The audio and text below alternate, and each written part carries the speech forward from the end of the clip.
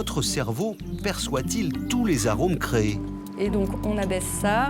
Qu'est-ce qu'il ne faut pas faire pour la science, hein? Et puis, vous me dites quand c'est dans le nez. J'y suis. Voilà. OK. Églantine va de nouveau déguster plusieurs échantillons de pizza. Les arômes qui remontent dans son nez seront captés par cette machine, un spectromètre de masse.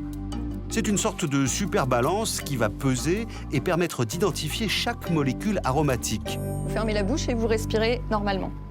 Églantine n'a pas le droit de parler pour ne pas perturber les mesures. Je démarre l'analyse. Vous pouvez mettre en bouche le premier échantillon.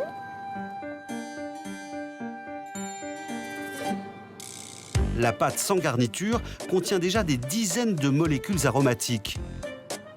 Quand vous voulez pour le second. Vous pouvez mettre en bouche le troisième échantillon. Avec la pizza garnie de tomates, de fromage et de bacon, ce sont des centaines de molécules qui arrivent dans le nez d'Églantine.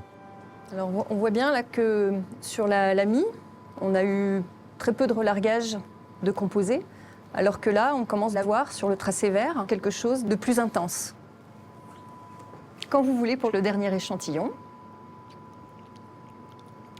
Alors là, c'est très flagrant. On voit bien que l'huile pimentée apporte de nouvelles molécules, de nouveaux composés. On a complètement écrasé le signal des échantillons précédents. Et on a une libération qui dure dans le temps. Et je vais pouvoir vous libérer.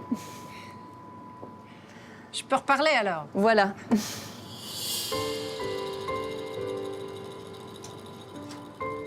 Alors Géraldine, moi ce qui m'impressionne, c'est que je sens un goût de bacon, je sens un goût de tomate. Mais en fait, je sens 2-3 goûts maximum. Et je vois sur votre écran qu'il y a beaucoup plus que ça. C'est une multitude de goûts finalement que je ne perçois pas.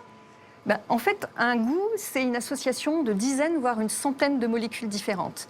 Et c'est l'addition de toutes ces molécules qui vont donner le goût sauce tomate, le goût bacon. Et donc notre cerveau, il n'est pas capable d'aller identifier chacune de ces molécules. C'est pour ça qu'on est obligé de se servir d'outils et d'instruments de mesures chimiques pour pouvoir faire ça. Quand on nous demande de décrire ce qu'on aime dans une pizza, finalement, on a très peu de mots à notre portée et on a très peu de sensations en fait à décrire. Voilà, c'est très difficile. Le cerveau, lui, ne le trie pas, ne l'exprime pas. Non, le cerveau, il va juste donner une sensation globale de la somme de toutes les odeurs de toutes ces molécules. On n'est pas capable dans une recette de changer juste une molécule, mais on crée un déséquilibre quelque part et le goût est complètement différent. Tout à fait. Pour moi, une sauce tomate, c'est une sauce tomate, mais en fait, il y en a une infinité de variétés. Aujourd'hui, dans la littérature, il y a plus, je crois, plus de 118 composés qui ont été identifiés dans la sauce tomate.